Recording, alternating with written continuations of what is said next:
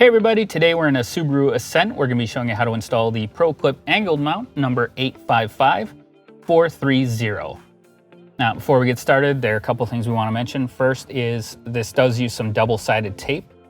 You can see it here. You'll want to peel these red coverings off before you attach the mount to the dash. And that tape is designed so that if you ever have to remove the mount in the future, it's not going to leave any marks or residue behind. Second is make sure you attach the mount to the vehicle before you attach anything to this face. So with that, we'll get started.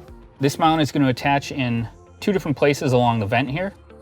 The first is along this silver trim right inside where it meets the interior vent flashing. The other one is the same on this side, but it's this black glossy trim and then the interior vent as well. So the first thing you want to do is take the mount.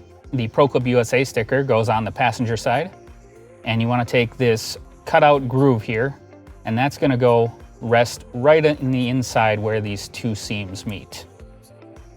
You just set it like that, and now we basically just have to push the other side in until it snaps into place.